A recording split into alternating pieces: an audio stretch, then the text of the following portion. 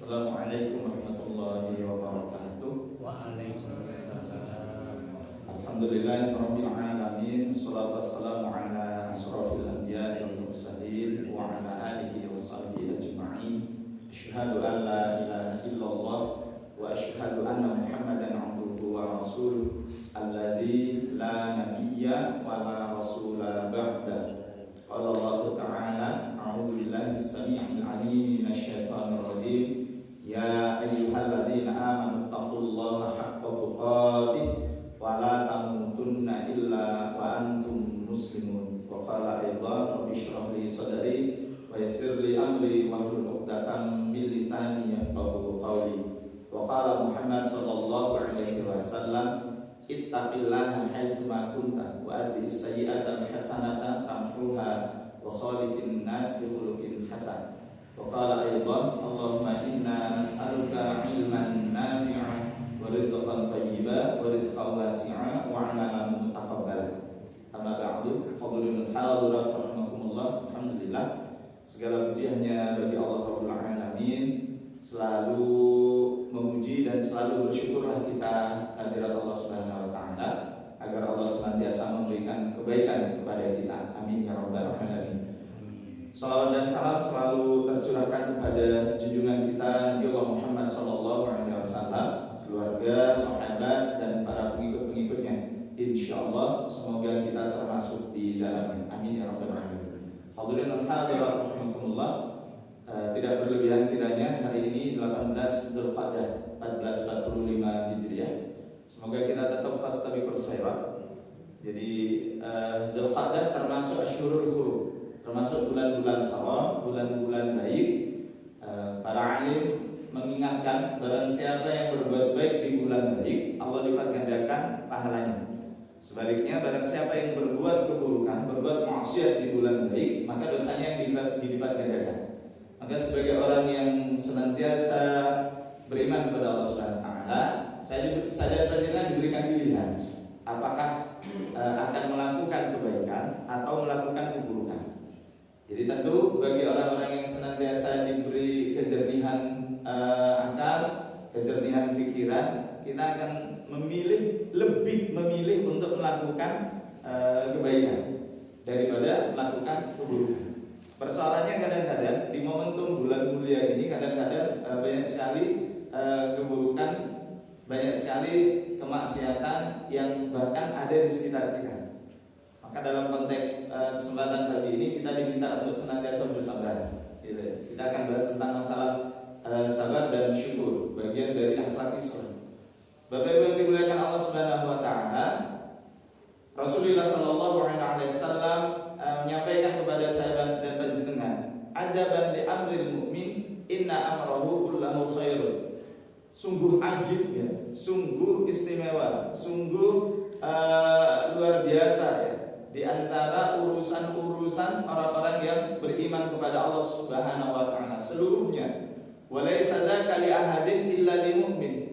Tidak akan Allah berikan kondisi itu kecuali kepada orang-orang yang beriman. In asabatu sarra'u syakara fakana khairan lahu. Jika orang-orang yang beriman itu senantiasa diberikan kegembiraan, maka dia itu bersyukur kepada Allah Subhanahu wa taala. Dan bersyukur itu adalah kebaikan. Wa in asabathu dharra'u sabara fakana khairan lahu. Maka jika orang-orang mukmin itu diberikan musibah, maka dia bersabar. Dan bersabar itu adalah kebaikan. Masya Allah begitu. Jadi Bapak Ibu yang dimuliakan Allah, kalau kita coba ambil kata kuncinya, orang-orang mukmin itu akan senantiasa mendapatkan kebaikan dari Allah Subhanahu wa taala apapun kondisinya. Kalau sudah seperti ini, masihkah kita itu akan berpikir berpaling untuk menjadi kafir kepada Allah Subhanahu wa taala? Na'udzubillah min dzalik. Bagaimana tidak? Semua yang Allah berikan kepada orang-orang beriman itu semuanya itu adalah kebaikan. Dan itu tidak akan diberikan kecuali hanya kepada orang-orang yang beriman. Bayangkan Bapak Ibu, kalau penjenengan diberikan kenikmatan, syukur napa mboten? Panjenengan kalau diberi nikmat itu suwenan apa mboten? Senengnya itu sampai melupakan Allah atau ingat kepada Allah? Akan selalu ingat. Orang beriman diberikan nikmat dan kemudian dia bersyukur gitu, maka bersyukurnya itu adalah kebaikan. Sebaliknya juga orang beriman itu ketika diberi musibah, mungkin enggak saya dan panjenengan di dunia itu diberikan musibah. Hingga mungkin musibah itu misalnya sakit, ada gitu. Musibah itu misalnya uang sedikit musibah apa bukan? Kalau persediaan persediaan harta itu sedikit, panjenengan itu musibah atau nikmat bagi panjenengan? Halo? Loh kan nggak bisa nyebut loh. Kalau ternyata panjenengan ngomong itu disyukurin aja Pak, loh bersyukurnya itu adalah kebaikan, ya kan? Kalau ternyata panjenengan komen, ya Pak agak-agak soro, kalau musibah bersabar, gitu ya. Panjenengan kalau uang sedikit itu sakit sabar, apa boten? Hah? Nggih, rodok boten Pak. Kalau kita mau ngomong rodok boten itu ya nggak mungkin nambah pada saat itu, gitu loh. Maka bersabarlah gitu. Jadi andai kata mal yang sedikit itu dianggap musibah, sudahlah bersabarlah, begitu kan? Andai kata kemudian sakit, andai kata mungkin kegelisahan, itu adalah bagian dari yang Allah berikan atas diri kita, dan kemudian kita itu mampu untuk bersabar, maka bersabar itu adalah kebaikan. Maka Bapak Ibu yang dimuliakan Allah, saya pernah dan sering kali mengingatkan diri saya dan panjenengan itu sekarang ada pada momen-momen 3 bulan ke depan itu Dzulqa'dah, Dzulhijjah, Muharram, itu adalah Asyhurul Hurum, bulan-bulan haram, bulan-bulan baik. Cuman beberapa di antara kebiasaan kita itu kadang-kadang momentum Dzulqa'dah itu orang Jawa bilang solo ya, orang Jawa bilang solo. Kalau orang Madura bilang itu kecepet, kecepit, gitu. Mas, bulan tekepek itu maksudnya bulan kecepit antara 2 hari raya, Syawal, Idul Fitri, Dzulqa'dah, setelah itu Dzulhijjah itu Idul Adha. Maka Dzulqa'dah itu berada di antaranya, gitu. Maka itu kemudian digotak-gatuk mantukan, gitu. Maka beberapa di antara kebiasaan kalau bulan Dzulqa'dah itu tidak boleh bepergian, gitu. Kalau tidak boleh bepergian, kira-kira jamaah haji itu berangkatnya bulan apa? Jamaah haji, saudara-saudara kita saat ini sudah berangkat awal itu adalah bulan Dzulqa'dah, ya kan? Gitu, bulan Dzulqa'dah. Kita doakan semoga mereka senantiasa diberikan kemudahan dan kelancaran dalam beribadah, berangkat dan pulang dengan selamat membawa haji mabrur, amin. Bagi kita yang sudah menunaikan, semoga hajinya mabrur dan mabrur, amin. Bagi kita yang belum, tetap berdoa, tetap ikhtiar, usaha, semoga Allah segera memanggil kita, amin. Panggilan itu ada 2, Baitullah dan ke Rahmatullah. Ini barusan amin yang mana nih? Oh, ke Baitullah ya. Semoga Allah memudahkan kita. Allahumma yassir lana ziyaratana ila Makkahil Mukarramah wa Madinatil Munawwarah. Semoga Allah mudahkan perjalanan kita nanti ke Mekah, ke Madinah, baik untuk kepentingan haji dan juga untuk kepentingan umrah. Cuma kadang-kadang Bapak Ibu yang dimuliakan Allah Subhanahu wa taala, regulasi haji sekarang ini memang luar biasa. 30 sampai 35 tahun ya. Kalau daftar sekarang itu yang biasa, yang reguler. Kalau yang tidak reguler, yang ONH plus itu 5 sampai 7 tahun. Kalau yang plus itu bisa langsung berangkat. Plus ditambahin lagi plus gitu. Ada 15. Ada kawan cuma 3 minggu, 1 bulan bisa langsung berangkat. Insya Allah biayanya minimal 375 juta. Ya mungkin kalau ada di antara panjenengan yang mau bisa memberangkatkan 350 atau 300, ya nayamun gitu. Kalau saja Allah memberikan rezeki kepada panjenengan uang 700 juta, sementara 400 juta, sementara panjenengan belum naik haji, kira-kira berangkat haji apa betul? Hah? Misalkan Allah memberikan rezeki kepada panjenengan 400 juta, panjenengan belum naik haji. Pertanyaan saya, kira-kira berangkat haji apa bukan? Yang jalur 375 atau yang jalur 60? Hah? Benar tak 375? Hah? Ini jawaban karena panjenengan belum ada 375 apa bukan ya? Biasanya kalau belum ada uang itu apapun ada di dalam benak kita. Nanti kalau saya itu punya uang banyak, tidak usah khawatir, Darussalam itu lantai 3, gitu ya kan? Tidak usah khawatir, Darussalam itu lantai 3 pakai lift gitu. Belum ada uang gitu. Begitu ada uang dan bisa membuat lantai 3, kira-kira jadi apa enggak? Insya Allah gitu. Nah, persoalannya Bapak Ibu yang dimuliakan Allah Subhanahu wa taala, di antara bentuk kebaikan yang Allah berikan kepada saya dan panjenengan itu senantiasa berinfak di jalan Allah Subhanahu wa taala fis sarra wad dharra, dalam keadaan lapang dan dalam keadaan sempit. Persoalannya kadang-kadang ini teori kalau kita itu berinfak, gampangnya sederhananya ketika lagi punya banyak uang atau ketika lagi sedikit uang. Gampangnya pas banyak uang, ya kan? Tapi kadang-kadang ini butuh perjuangan gitu. Misal panjenengan diberikan rezeki oleh Allah 10.000, pecahan 2.000, berarti ada berapa? 5. Terus ada kotak berjalan, kotak infak berjalan. Pertanyaan saya, berapa yang akan panjenengan masukkan? 2.000 ya? Ya tidak apa-apa, kan pecahan 2.000-an 5 kan. Panjenengan diberi rezeki Allah 10.000, berapa yang masuk? 2.000. Loh, 2.000 loh banyak loh. Jika dibandingkan ke 10.000, 20% loh. Dan nyesel jenengan. Aman ya? Alhamdulillah. Semoga Allah beri rezeki panjenengan 10.000. Loh, kalau kecilnya itu kita bersyukur, maka Allah itu akan beri yang besar. Allah pakai 10.000. Ya, sekarang Allah berikan kepada panjenengan rezeki 10 juta. Pertanyaan saya, tidak ada pecahan berapa? Pertanyaan saya, siap 20%? Loh, tadi kan 10.000, panjenengan 20% 2.000. Belas tidak ada berkeberatan sama sekali. Allah memberi panjenengan 10 juta. 20% 10 juta berapa? 2 juta. Siap? Aduh Pak, panci belum ada panci yang bertingkat Pak ini.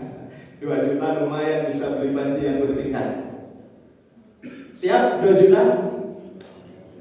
Sudah mulai agak tipis-tipis, insya Allah. Oke, Allah memberi panjenengan 100 juta. 20%-nya berapa? Siap? Siap apa ini yang 20 juta ini? Infak?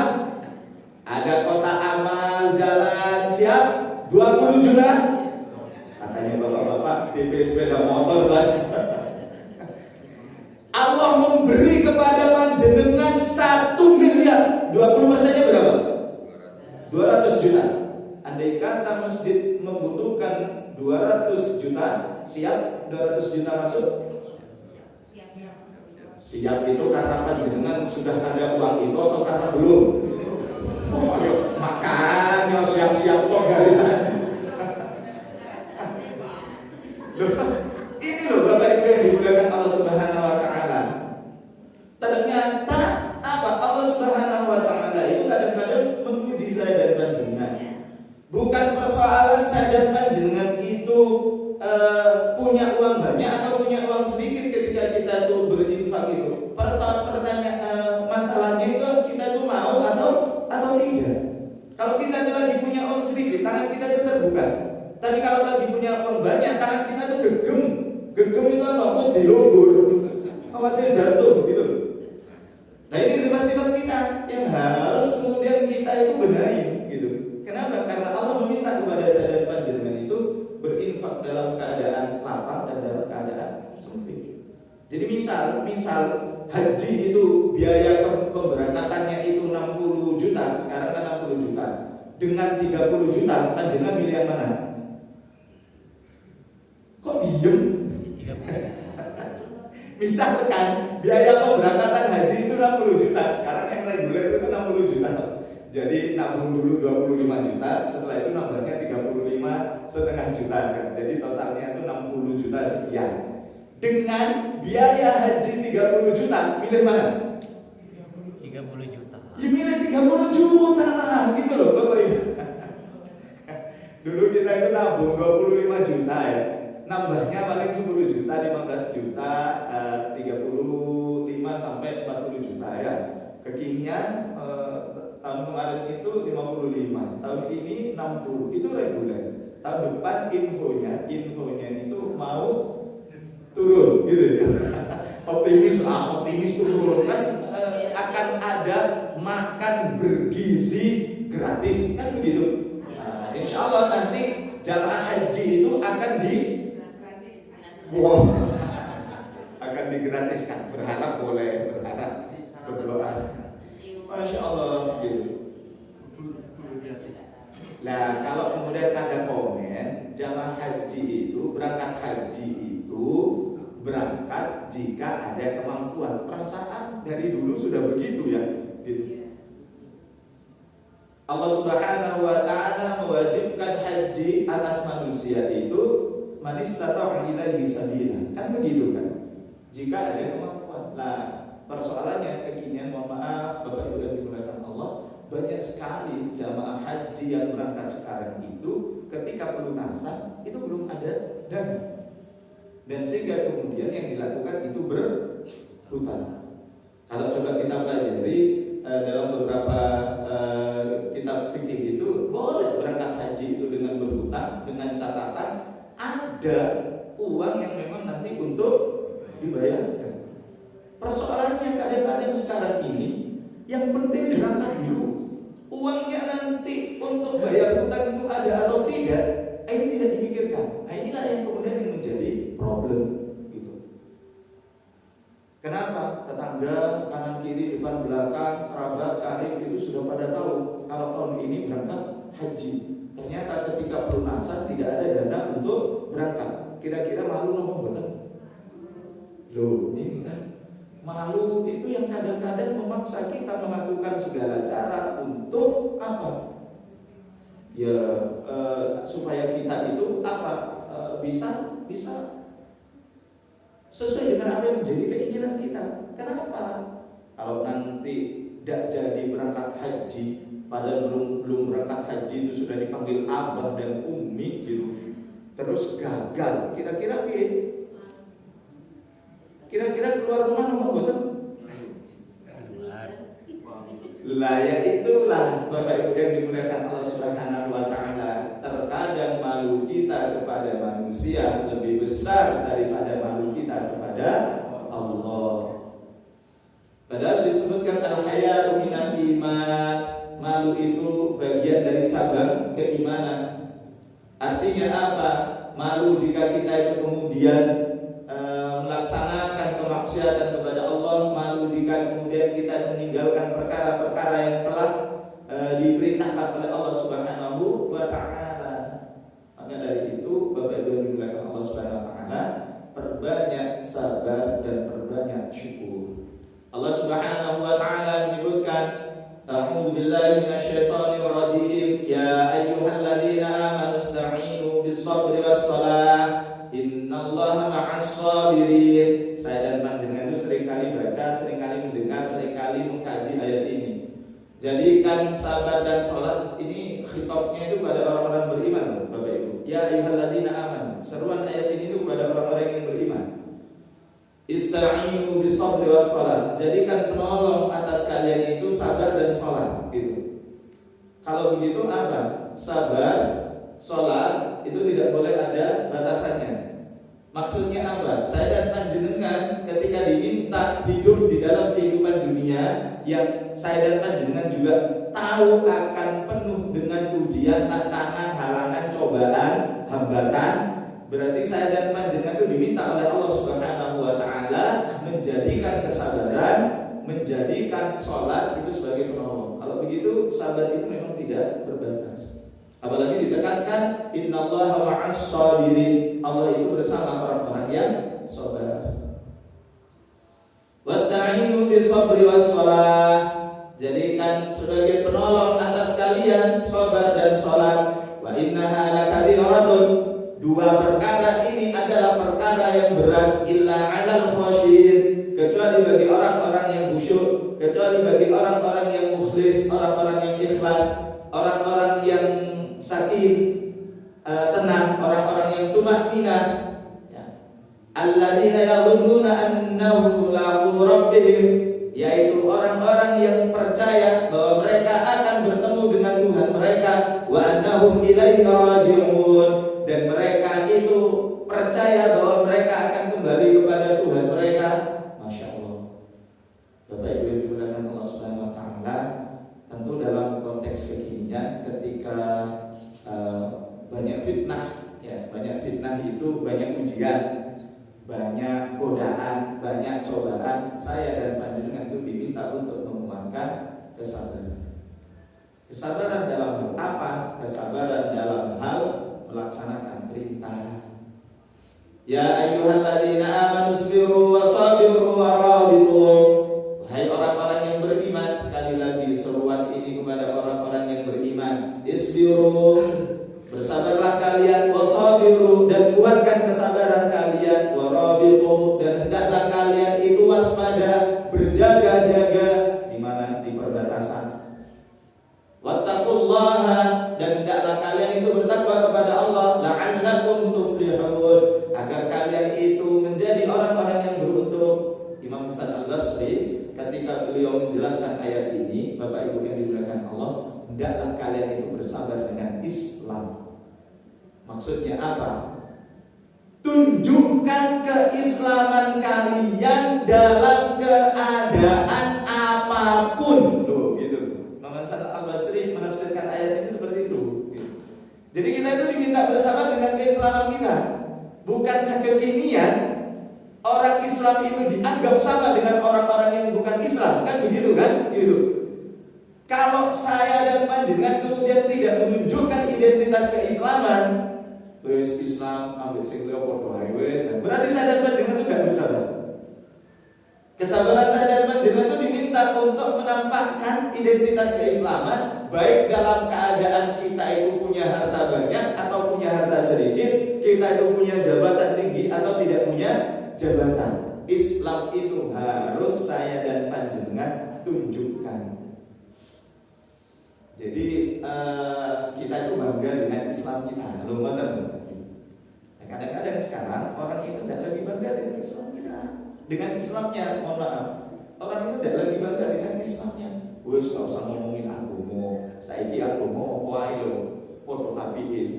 Semua agama sekarang kan sama-sama baiknya, sama-sama menuju kepada satu Tuhan. Siapa bilang mereka itu menuju kepada satu Tuhan? Namun tentu.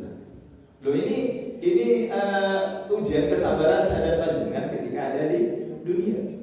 Yang pertama itu adalah sabar di dalam melaksanakan perintah.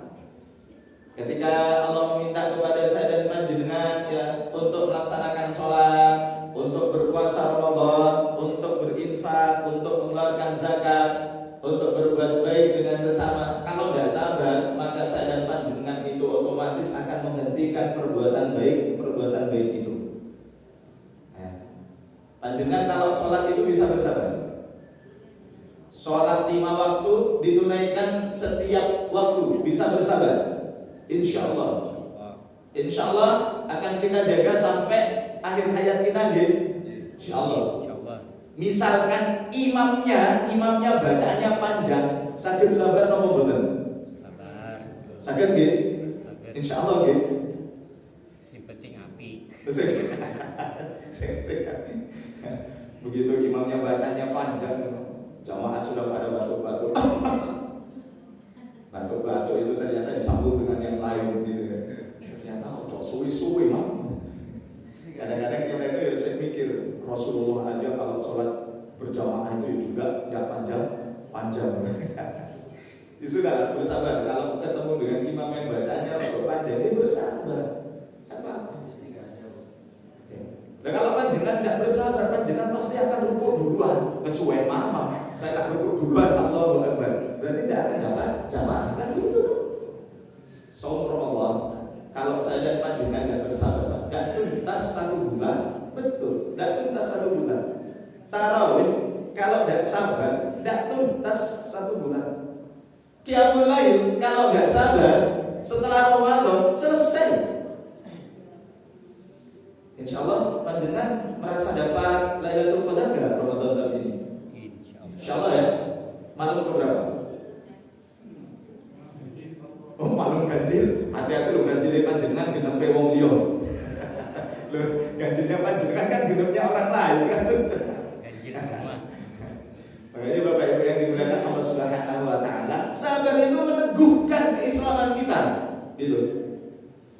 Kemarin itu saya dapat share video Yayasan Gubuk Langkah itu. Beliau itu nyampaikan tegas. Beliau menyampaikan biyen dek nggon kene iki dulu di tempat ini enggak ada itu bantengan. Sekarang itu bantengan malah di mana-mana. Kemudian beliau itu dalam statementnya menyampaikan siapa saja yang mengawali aktivitas keburukan ini, maka dia akan mendapat sambungan dosa terus menerus sampai aktivitas itu dihentikan. Jadi selama tidak dihentikan, maka dia akan mendapatkan dosa yang terus menerus. Loh, kemarin itu malah tambah, saya dapat share juga ya, sebelum acara berot, sebelum acara banteng dibacakan sholawatan.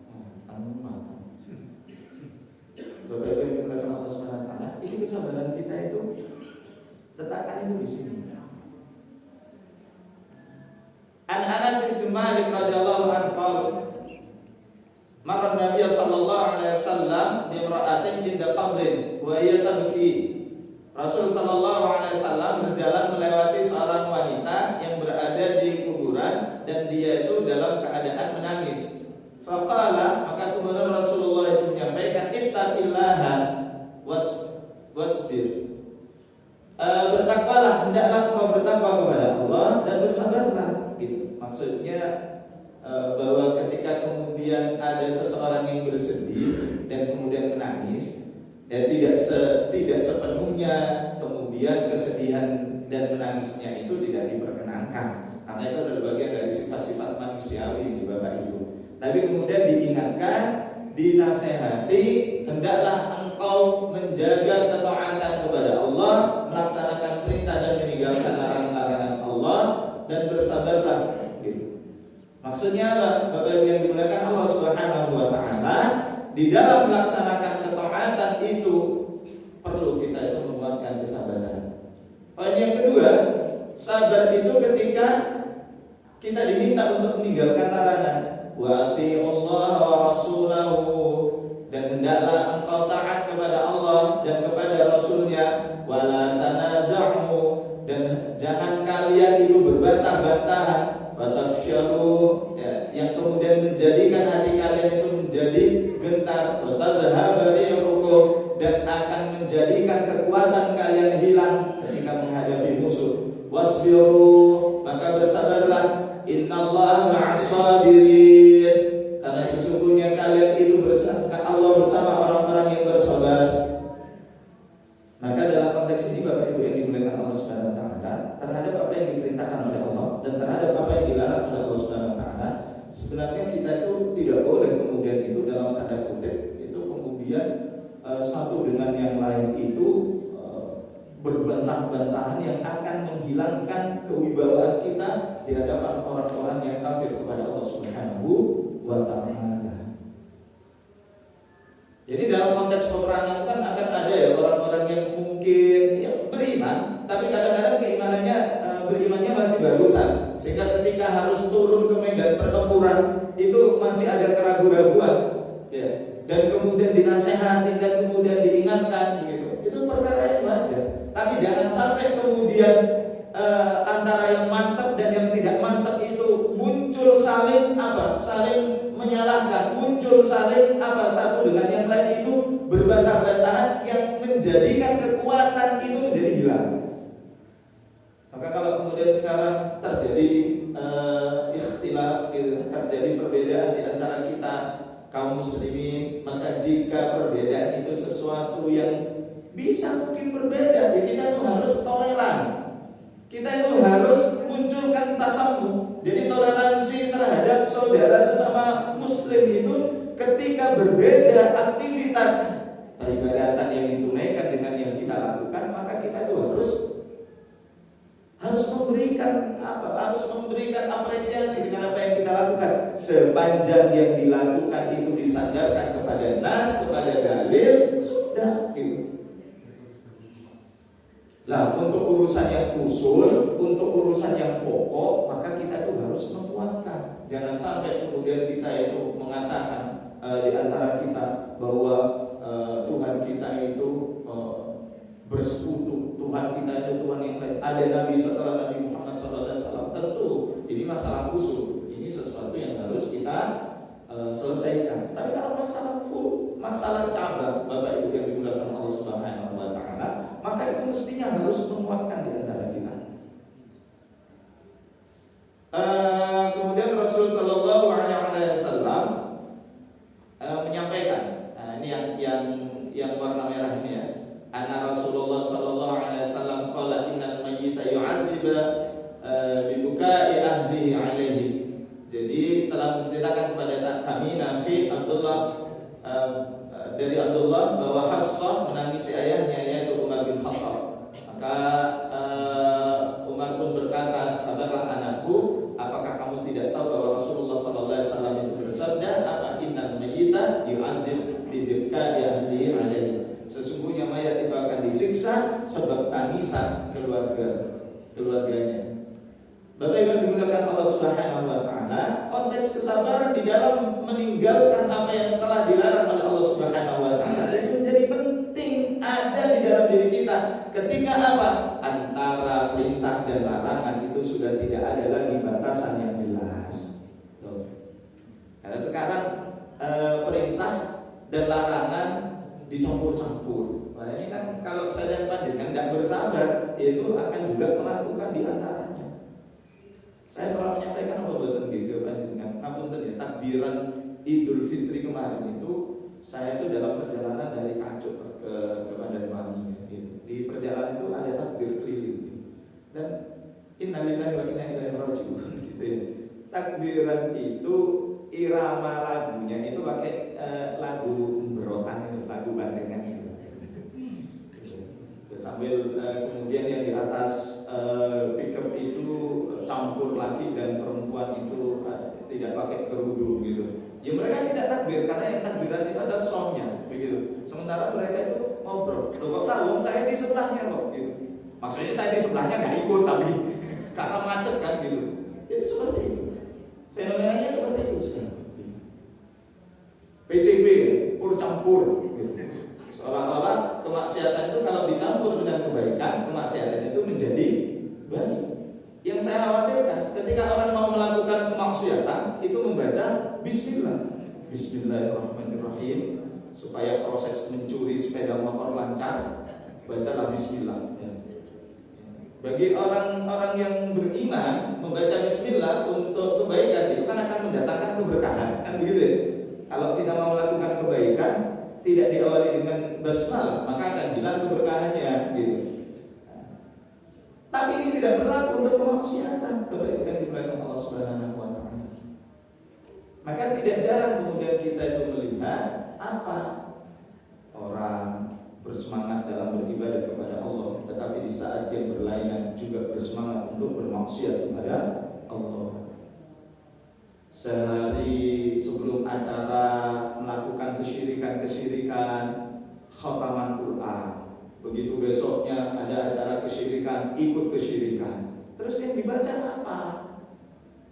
Mohon maaf nih, Bapak Ibu yang dimuliakan Allah Subhanahu wa Ta'ala. Saya kemarin itu mendengar melihat di salah satu stasiun televisi swasta acara-acara yang ngapunten yang di satu daerah itu ada nopang topeng gede itu, beratnya itu 50 kg lebih, 50 sampai 100 kilo lebih gitu. Dan itu kemudian itu bisa disunggi oleh orang biasa gitu. Kalau orang yang terbiasa bawa itu nggak apa-apa, wonten nggih mak-mak Madura itu biasa nyokon jual jualan itu udah pantang Pak. Tak ada guru. Nggak lagi. Jualan sate topak berat ya. Sate naik numpak sepeda motor nggak dipegang bisa gitu. Kali itu proses latihan gitu. Tetapi kalau yang seperti ini disebutkan di situ ada aktivitas ritual, dan ritual itu menggunakan ritual kesyirikan. Bagaimana mungkin kemudian kita akan mengatakan itu adalah bagian dari biat Islam? Ada teman di Pacet, di daerah Mojokerto gitu. Ketika kemudian terdengar seruling khasnya, jadi orang yang sudah kadung kulina begitu, langsung Pak katanya melompat di atas genteng kayak ninja itu gitu. Begitu terdengar suara seruling itu, dia langsung wop gitu. Beberapa waktu yang lalu saya bahas ini di satu masjid gitu. Alhamdulillah dapat apresiasi dari takmirnya pas khutbah Jumat. Alhamdulillah Ustaz membahas tentang ini. Kenapa? Jamaah sini banyak yang suka kalah. Saya mikir gini, panjenengan senang-senang, hati-hati saya nanti dihadang oleh jamaahnya panjenengan. Ya Allah, gitu. Kalau kemudian kita itu sudah kalah, kemudian kita itu sudah tidak bisa berpikir dengan normal dan dengan sadar, apakah itu fungsi penciptaan Bapak Ibu yang dimuliakan Allah Subhanahu wa taala? Mohon maaf, kita itu dibedakan oleh Allah Subhanahu wa taala atas makhluk Allah yang lain. Itu sebab apa? Sebab ketinggian berpikir kita. Makanya dalam beberapa tulisan itu disebutkan an-nahwa ya irtifa'ul fikri la asasi ruhi. Kebangkitan itu adalah ketinggian berpikir yang disandarkan kepada asas ruhiyah. Asas ruhiyah itu apa? Kesadaran bahwa kita itu senantiasa berhubungan dengan Allah Subhanahu wa taala. Makanya dalam banyak ayat disebutkan orang-orang yang cerdas itu berbeda dengan orang-orang yang tidak cerdas. Maksudnya orang yang mau berpikir itu berbeda dengan orang-orang yang tidak mau berpikir. Orang yang berakal itu kan yang akan dihisab oleh Allah Subhanahu wa taala. Sementara orang yang tidak berakal itu tidak akan kena hisab. Loh, kok kita itu tidak terkena hisab itu maksudnya begini, orang yang tidak berakal itu sebab apa yang ditetapkan oleh Allah Subhanahu wa taala. Kalau tidak berakalnya itu yang disebabkan oleh perbuatannya sendiri. Kenapa menyebabkan dia itu menghilangkan akal dan pikirannya? Wong sudah baik-baik dari manusia, kok malah memilih jadi harimau, jadi monyet, jadi banteng, jadi kerbau, jadi ular, jadi apapun. Karena kalau sudah tidak sadar begitu kan, tergantung siapa yang kemudian masuk ke dalamnya. Nah, ini urusannya Ustaz Dono ini. Insya Allah beliau kalau sudah ada monyet, ada ular, ada macan yang masuk, insya Allah beliau yang loh iya. Dalam beberapa kesempatan itu kan ada putranya teman gitu, di sekolahnya tidak diajarin bantengan, cuma di kampungnya itu ada. Pamit ke bundanya, bunda saya pengen lihat, loh kok diperbolehkan? Tiba-tiba kakinya itu gerak-gerak sendiri. Dia tidak kemasukan makan dan tidak kemasukan air minum. Itu kuat tenaganya. Kebetulan saya dekat di situ, saya diajari beliau Ustaz Dono, kalau ada yang minta tolong diruqyah aja. Bismillah gitu. Wah, itu ketika kita bacakan ayat itu yang nendang itu tenaganya kuat, masya Allah. Padahal tidak ada kemasukan makan dan minum. Gitu. Dan ini yang ketika kemudian kita diberi akal dan pikiran, maka jangan hilangkan akal pikiran kita. Yarfa'illahu alladziina aamanu minkum walladziina utul ilma darajat. Allah itu akan meninggikan orang-orang beriman dan berilmu beberapa derajat. Wong kita itu diberi akal supaya kita itu lebih cerdas daripada makhluk yang lain. Kok malah kita itu memilih menjadi makhluk yang lain? Masya Allah. Inna lillahi wa inna ilaihi raji'un. Maka bersabar. Kira-kira kalau ada di sekitar rumah panjenengan ada acara yang bisa menyebabkan orang lain kalap, bisa makan beling, bisa makan rumput, bisa makan nengok apa buatan? Kecuali terpaksa itu apa? Panjenengan di perjalanan ternyata wis tutup itu kaca jendela mobil. Kalau panjenengan pakai sepeda motor, tutup kaca helm. Kalau ternyata helmnya tidak ada kacanya, balik wis cari jalan lain. Kalau ternyata tidak ada jalan lain, panjenengan banyak baca doa perlindungan. A'udzu bikalimatillahi tammati min syarri ma khalaq. A'udzu billahi minasyaitonir rajim. A'udzu bika min hamazati syayatin. A'udzu bika rabbi an yahdurun. Baca ayat kursi Allahu la ilaha illa huwal hayyul. Supaya apa? Supaya tidak terganggu panjenengan. Jadi panjenengan malah tambah enak-enakan, malah tambah nonton gitu kan. Makanya Bapak Ibu yang dimuliakan Allah Subhanahu wa taala, kita tuh ingatkan. Saya hanya berpikir begini, kalau saya praktek begitu, tidak lagi ada nonton, tidak ada lagi yang melihat, kira-kira laku atau enggak praktek begitu? Tidak akan laku. Cuman pertanyaannya, apa iya praktek-praktek acara-acara begitu tidak ada yang nonton?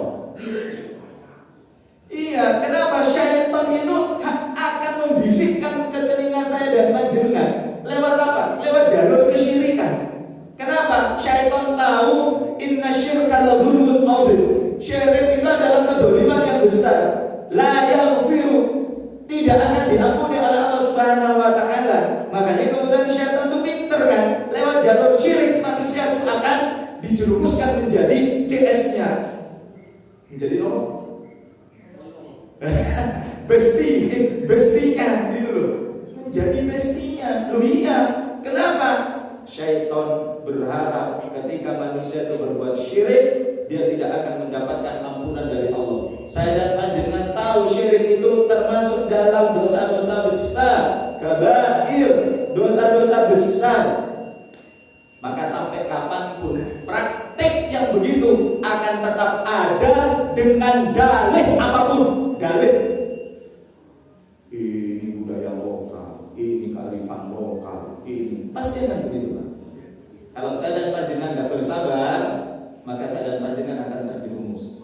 Kalau panjenengan pernah menjadi aktivis itu dulu, sudah itu dulu, perang aman gitu. Maaf, Bapak Ibu yang dimuliakan Allah Subhanahu wa taala. Itu akan senantiasa lekat ada di dalam diri kita keburukan-keburukan jika kita tidak membuangnya. Maka kalau misalnya kesyirikan itu ketika mau dimulai acaranya pakai keberkahan Fatihah, pakai keberkahan sholawat, jaka sembuh pesen gojek. Ya, gak sambung Jack gitu ya kan? Gitu. Bagaimana mungkin kemaksiatan itu dicampur dengan sesuatu yang hak? Tidak akan pernah berkumpul kata Rasulullah antara iman dan kafir, sebagaimana tidak akan pernah bisa berkumpul antara yang hak dan yang batil. Maka saya dan panjenengan nyuwun sama Allah, Rabbana arinal haqqa haqqa warzuqna ittiba'ah wa arinal batila batila warzuqna ijtinabah. Ya Allah, tampakkan kepada kami yang hak itu hak, beri kemampuan kepada kami untuk menunaikan. Tampakkan kepada kami yang batil itu batil, berikan kesabaran kepada kami untuk meninggalkan. Ini doa kita. Kalau kemudian kita itu melihat yang hak tapi meninggalkan, melihat yang batil menunaikan, apa fungsinya? Kita itu memohon kepada Allah diberikan husnul khotimah. Doanya husnul khotimah, meninggalkan dunia dalam keadaan akhir yang baik, tapi aktivitasnya maksiat. Bagaimana mungkin Allah itu akan mengabulkan doa kita? Kalau sudah takdirnya apa? Oh, kalau sudah takdir itu kan sesuatu yang juga masih bisa kita maksimalkan. Ngapunten, panjenengan misalnya diminta ada acara syirik-syirikan begitu, panjenengan bisa nggak memilih untuk nonton atau menghindar? Bisa nggak? Itu pilihan apa betul? Nggak bisa Pak, karena itu di depan rumah saya. Gitu kan? Ya kalau sudah seperti itu sudah banyak-banyak baca doa perlindungan. Kadang-kadang orang-orang itu menggoda kita gitu, menguji kita. Acara itu kemudian seolah-olah sopos ketika kita itu tidak mau menolak itu, kemudian tambah ditampilkan di dekat-dekat kita gitu. Bisa jadi itu ujian kan bagi kita. Sudah bersabar. Insya Allah kalau kita itu mampu menghindar, kita itu akan diselamatkan oleh Allah Subhanahu wa taala. Terakhir, Bapak Ibu yang dimuliakan Allah Subhanahu wa taala, bersabar itu ketika menghadapi musibah gitu. Makanya dalam 3 poin ini, bersabar dalam ketaatan, bersabar dalam meninggalkan larangan, bersabar dengan apa yang telah ditetapkan oleh Allah Subhanahu wa taala, maka itu sesuatu yang tidak ada batasnya. Makanya Bapak yang dimuliakan Allah Subhanahu wa taala, ketika tukang sihirnya Firaun ya itu beriman kepada Allah Subhanahu wa taala dan beriman kepada kerasulan Musa dan Harun alaihissalam ya, kemudian mereka itu diancam oleh Firaun, apakah kamu beriman tanpa seizinku gitu kan, aku akan salib, aku akan bunuh ya, apa doanya, Allahumma afrigh alaina sabran wa tawaffana muslimin. Ya Allah, berikan kesabaran kepada kami, wafatkan kami dalam keadaan Islam, dalam keadaan orang-orang yang berserah diri kepada Engkau. Masya Allah. Semoga Allah memberikan kesabaran kepada kita. Semoga Allah mengampuni kesalahan-kesalahan kita. Semoga kita senantiasa mendapatkan petunjuk dan pertolongan dari Allah Subhanahu wa taala. Amin ya rabbal alamin. Maaf lahir batin. Subhanakallahumma wa bihamdika asyhadu an la ilaha illa anta astaghfiruka wa atubu